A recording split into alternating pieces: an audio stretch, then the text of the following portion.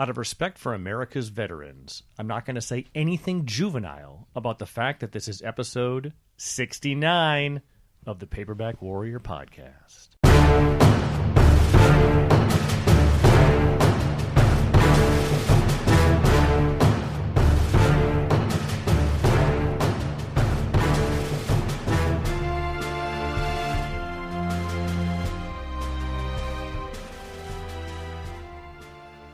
Welcome to the 69th episode of the Paperback Warrior podcast. My name is Eric. I'm here with my broadcast partner, Tom. We are a vintage fiction podcast where we discuss old paperback books from the mid-20th century in the adventure, spy, mystery, western, and horror genres. We also have a blog at paperbackwarrior.com with daily reviews where you can look at the covers of the books we discuss.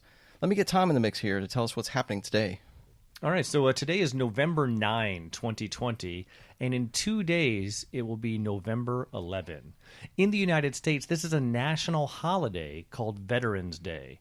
Now, the day was originally known as Armistice Day, marking the end of World War I. The holiday was rebranded as Veterans Day in 1954. And we're going to use this as an excuse to do an episode on World War II paperback fiction. A subgenre we cover a lot here. Anything you want to add about that, Eric? Not really. I just know that both Tom and I feel a real debt of gratitude to the U.S. Armed Forces and the militaries of our allies around the world. So if you are a family member who served and you're listening today, thank you so much. Agreed. Yeah, big thanks. Before we get into World War II fiction, you've got some new books to tell us about. Yes, briefly. I received an advance copy of a couple books that Starkhouse is reprinting as a double on November 20 that our listeners should know about. They're reprinting two books by an author named G.H. Otis. The books are Bourbon Street and Hot Cargo. Both were originally released in 1953 by Lion Books, so we're lucky that Starkhouse is bringing them back. Now, this author, G.H. Otis, is a pseudonym for a guy named Otis Hemingway Gaylord Jr., born in 1924 in Colorado. He graduated high school in 1942 and joined the Navy to fight in World War II. See how all this ties together, Eric? Otis wrote these two hard-boiled novels, crime novels, actually, for Lion Books in 1953. He also wrote a novelization of a movie called The Rise and Fall of Legs Diamond in 1960 under his own name. Now, there was a Western author by the name of Peter Dawson who died, and Otis continued ghostwriting 8 Western novels that were published under the Dawson name. So Otis's real career was in advertising, so writing was always sort of a side hustle for him. He even worked in the ad department for Walt Disney Studios in the 1960s, and he died in Boulder, Colorado in 1992. Anyway, getting back to his books, these two Lion Books releases are reprinted here by Starkhouse, and they're supposed to be really outstanding, and so I'm grateful that Starkhouse has resurrected them and made them available in one volume. The first book is Bourbon Street, and it's about the Skid Row bum named Digger, who devises a scheme to do some profitable smuggling. In order to do this, he needs to get an audience with the local crime boss to underwrite the operation. The problem is that this local godfather insulates himself behind a cadre of triggermen, and I gather that a lot of the book is Digger trying to get past the goons to get to the mobster to pitch his scheme. Once things get rolling, everything goes sideways. I read the first few pages, and the first-person narration is really something special, so it's clear that this Otis guy can write. Now, the second G.H. Otis book in the double is called Hot Cargo. It takes place on an oil freighter, and I know you like boat books, Eric. Yes. And Ed Brody is the narrator on that one. He's the new guy on the ship. The captain is this gun-wielding psychopath, and of course there's a hot redhead chick on board, as is required, I believe, in books from the 1950s. Yes. Anyway, Ed learns that the cargo on the ship is not oil, but crates filled with jet engines. So Ed needs to basically solve the mystery of what's really happening on this ship. I think Bourbon Street's probably more up my alley, but I've heard both books are good. So again, that's Bourbon Street and Hot Cargo, both by G.H. Otis. Starkhouse has reprinted these books, is released later this month on November 20. Look for reviews at the paperbackwarrior.com blog. But don't wait on me. These books are available for pre-order on Starkhouse today and on Amazon or the Starkhouse website. I also want to, before we get into the feature, point out two books that actually just arrived in the mail today, both from Wolfpack Publishing. I want to give you this one because they actually sent me 2 copies of it. Oops, let me throw that at you. It's called Come Spy With Me by Max Allan Collins. Now, those of you who listen know darn well that Max Allan Collins is the author of the Quarry series and the Nolan series of action-adventure novels. And this is a spy book that he wrote. He co-wrote it with the guy who is a writing partner of his that they do a lot of work together. What's that guy's name? You got the book in your hand. I threw it at you. Matthew V. Clemens. Right. They've written a couple series together and collaborated on some of the CSI books. It looks like a 1960s James Bond-style adventure, and it's just a beautiful volume. Wolfpack really does a nice job making their volumes look nice. It doesn't look like some cheap second-hand Looks great. thing. Yeah, it's a really beautiful-looking book. And so, again, it's called Come Spy With Me by Max Allan Collins, and you can get that on Wolfpack. I'm sure it's awesome. Everything Max Allan Collins touches turns to gold for me. And this is not a reprint, right? This is brand it's new. brand new. It's Awesome. brand new. And so it's kind of cool that Max Allan Collins is still writing and he's starting a new spy series. And hopefully it takes off and there's a lot of good volumes of it. So you got that copy, I got mine, and we'll arm wrestle to see which one of us gets to read it Right. first. The other thing I got, which I'm not sharing with you because I really love it, is a book of short stories by Stephen Mertz.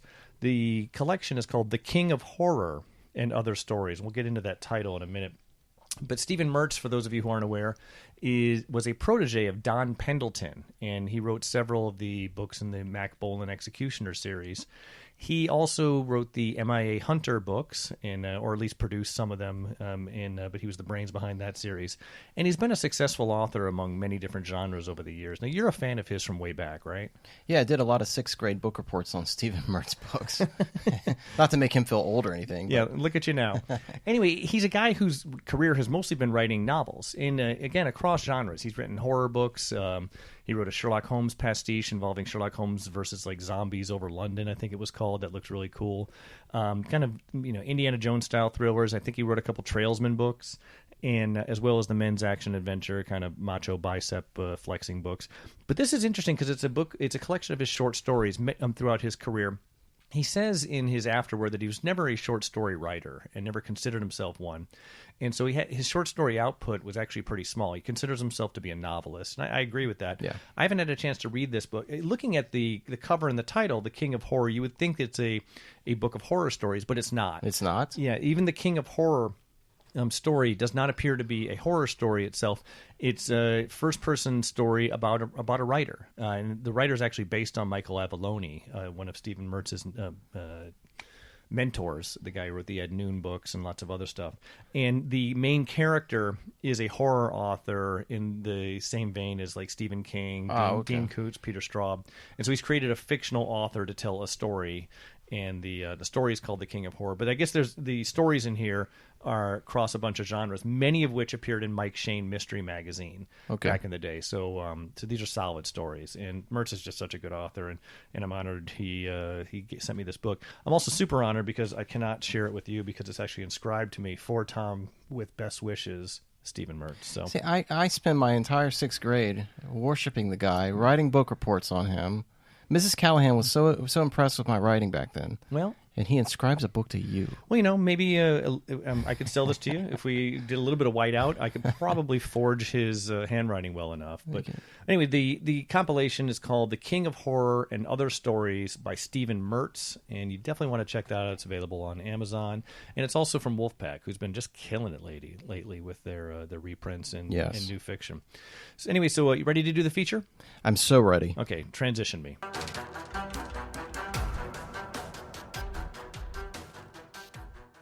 So nearly every week we discuss some author who wrote paperbacks in the 1950s or 1960s, and nearly all of these writers served themselves during World War II.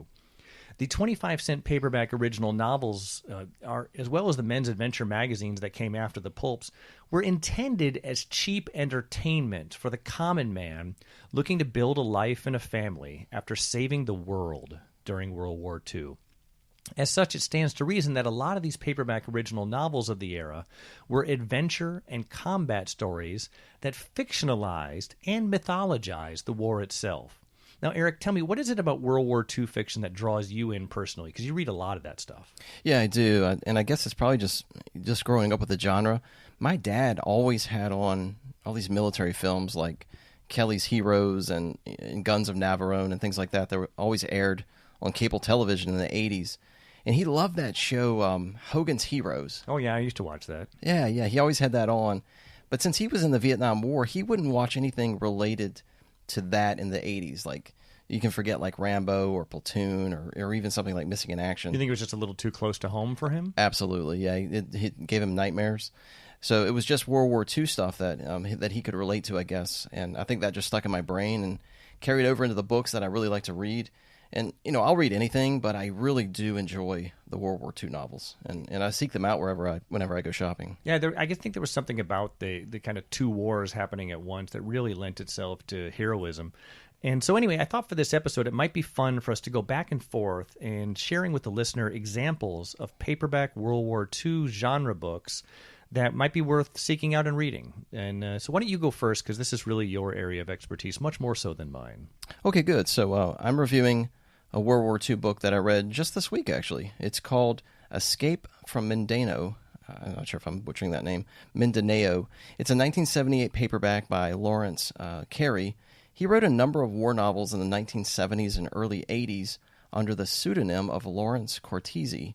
And as a veteran himself, he served in the South Pacific Theater during World War II.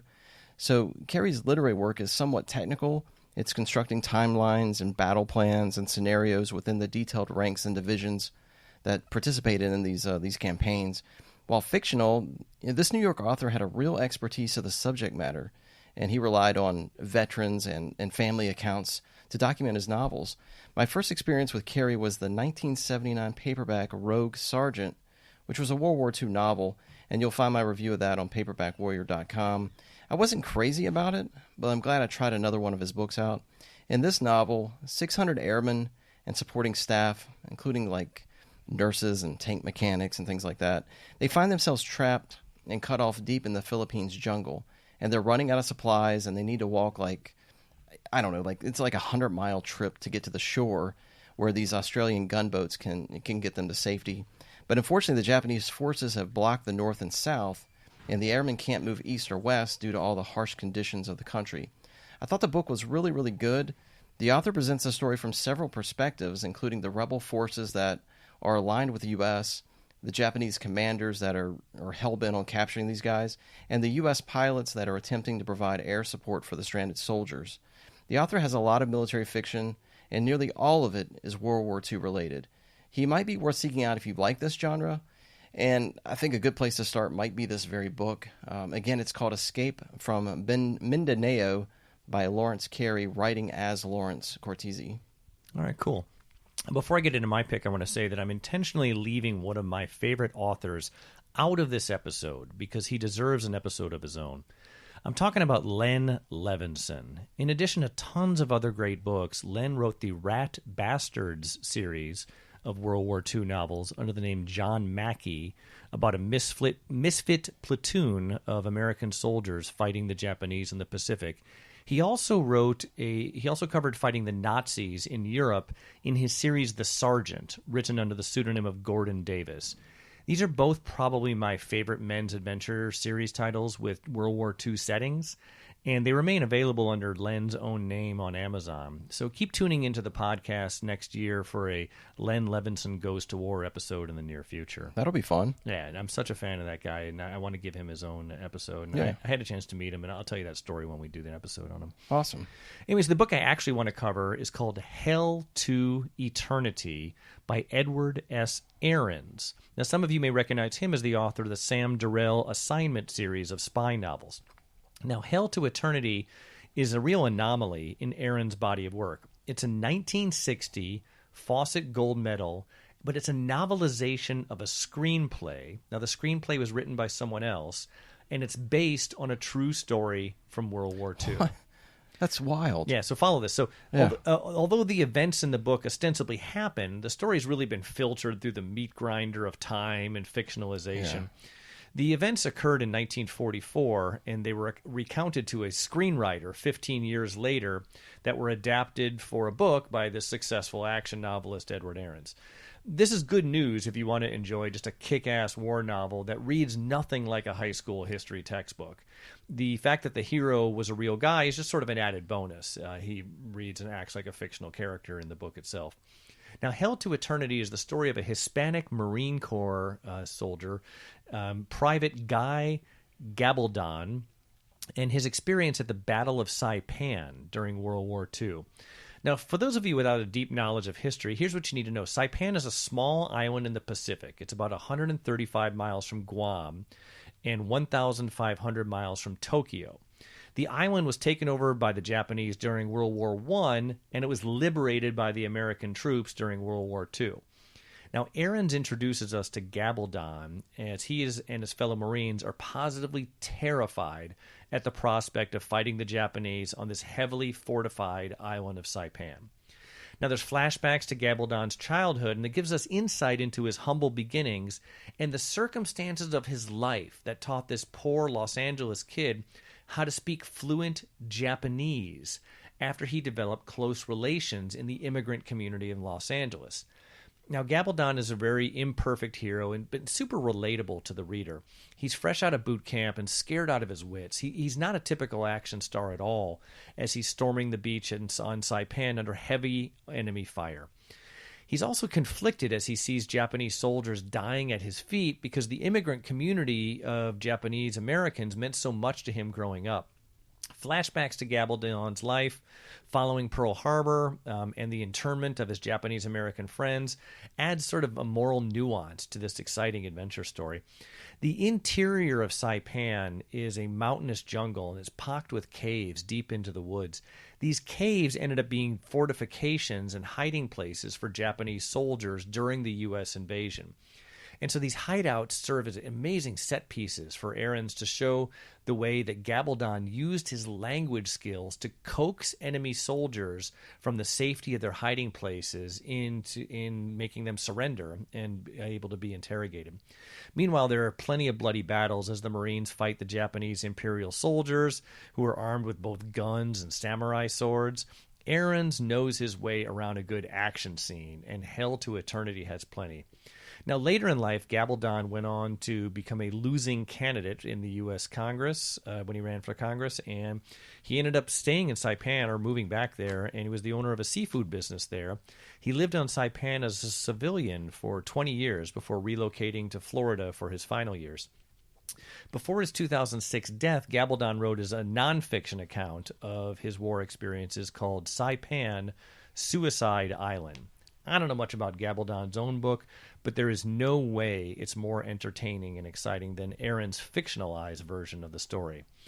Again, the book is called Hell to Eternity by Edward S. Ahrens, and it's essential reading for fans of pulpy World War II adventures. It's going to fit perfectly on the shelf next to Lynn Levinson's Rat Bastard series. I highly recommend it. So, Eric, you got another one lined up, so why don't you go next? Yeah, the next book I wanted to talk about is The Double Cross Squadron. It was published in 1982 by Bantam, and it was written by this unknown author named William Parker Evans. Now, copyright research seems to support the theory that Evans was a real guy, but there's no evidence to suggest he wrote any other books. Now, whether Evans or someone else authored this book is anyone's guess, and at the end of the day, we're probably never going to know the answer. The novel follows 5 special agents that are working for British intelligence in 1941, which was just months after the Battle of Britain. Now, these men and one woman are led by a guy named John King, and the really cool thing about this story is that this group have been trained to be pilots in Germany's Third Reich Air Force. And the idea is for British intelligence to use these agents to spy on the Germans internally while also causing mass chaos to as many of their operations as they possibly can. And that's why they're called the Double Cross Squadron. Now, King and his squad of spies learn that the Nazis are importing this large shipment of industrial diamonds from Amsterdam, and the Allies need the diamonds to continue manufacturing weapons. Whoever has the most industrial diamonds can make the most sophisticated weaponry. Now, an elaborate plan is hatched to intercept the diamonds during the transfer, but to make a successful getaway, King disguises himself as a German commander. He risks his team's lives and jeopardizes the network of all these underground operatives that support him to pull off the mission. The one thing I was really concerned about was learning the agents' real names and then remembering to match them up to all the German names. And surprisingly, the author really manages this identity crisis well, and he makes the story and book a fun and really easy-to-read adventure. In a way, this is kind of a heist book, but it's set in the backdrop of World War II. I really love this book and the premise of it. The Double Cross Squadron should be on your shopping list. I'm hoping the other Bantam War books that came out under this brand are as equally entertaining, but this one was a real treat and deserves a wider audience. Cool. All right, so I want to tell you about a 5-book series of World War II novels called the McLean's Rangers series, written under the pseudonym of John Darby. These books were published by Zebra Books between 1983 to 1985. Now, the choice of the John Darby pseudonym and McLean's Rangers series is certainly almost a nod to World War II U.S. Army hero William Orlando Darby, who was fictionalized in a movie called Darby's Rangers, starring James Garner in 1958. Now, the premise of McLean's Rangers series from Zebra Books is similar to Len Levinson's Rat Bastards novels or any of the team of badasses war fiction subgenre in which a group of misfit military men participate in fictionalized versions of famous battles. In this case, legendary conflicts involve the pivotal moments in the Allied victories over the Japanese forces. I had to do a lot of digging to unmask the real author behind this series, and eventually I found him and I interviewed him for a feature article at paperbackwarrior.com. His name is Mike John, it's spelled Jahn, and he wrote at least one Nick Carter Killmaster novel, and he wrote some $6 Million Man tie-ins, and a series of books about Black Sheep Squadron based on the TV spin-off of Baba Black Sheep. When I asked him if he was John Darby, he said, "Guilty as charged. You're the first person to ever notice that they even existed." How about that? Yeah, so we cracked this one open again. Yeah. So Mike John said he was a huge fan of the Dirty Dozen, so he decided to make a series with a diverse team of flawed soldiers bouncing through the Pacific from one famous battle to another. Now, the team is led by McLean, who takes orders from the top and manages to have a good bit of graphic sex during and between his adventures. And his team, there's a violent Brooklyn-born psycho likely to fall into a deep depression if he doesn't tear off someone's face at least twice per week. There's a hillbilly who's earned his doctorate in Oriental Studies from Oxford. Conveniently, he's also a martial arts expert and speaks several useful Asian languages. There's a mandatory Chicago Irishman on the team, and there's an explosives expert who's built like a bull with fists like hams, and spoiler alert, he's not afraid to use them. Very stereotypical kind of group of guys. The series itself, though, touches on all the important bases of 1980s men's adventure series fiction. There's violence, there's drama, there's sex, gore, salty language, and lots of excess testosterone. The paperbacks are generally well written, but clearly not the work of a professional historian or anyone with a great inside knowledge of U.S. history. I read one about Saipan because that battle continues to fascinate me, and I've spent a lot of time in Saipan, and it was really good. The series is called, again, McLean's Rangers, and we won't have a problem finding them. They're pretty well available in the used market from Zebra Books, and again, they're published under the name of John Darby. They haven't been reprinted, but they're like 1980s novels, so it's not like we're looking for something from the 1940s or 1950s, so you should be able to find those used copies. So, Eric, why don't you do one last segment before we wrap up the episode and let people get about their day? Okay, so I'm going to sort of piggyback off what you're talking about with these team-based combat books. So I want to talk about the debut novel in the Resistance series. This was a 6-book series of World War II team combat books that was published by Signet between 1982 and 1984. The author's name on the cover is Gregory St. Germain, but I'm not sure if that's a pseudonym or the actual author. The book I'm talking about today is the debut in that series, and it's called Night and Fog. The book is set in the early stages of World War II, and Poland's just been invaded by Germany, and the main character is a guy named Scott Gideon. Now, he's American, and he's been, quite the journeyman for the last decade or so. He recently left war in Spain, and he's been recruited in Belgium by this millionaire named Felix. Now, Gideon survives this physical contest where he has to, basically ride tall and shoot straight to determine his worthiness to Felix. And the idea is that Felix is putting together this ragtag group of mercenaries that's going to help fight the Nazis. Now, even though Gideon is American, the team that he's asked to lead is really diverse. There's 7 high-action military guys from countries like Russia, Holland, I think there's an Irish guy, Austria, there's an Italian guy, and so on. So, like many of these team combat books, Resistance follows this familiar trend. Each member of the team is proficient at a certain skill.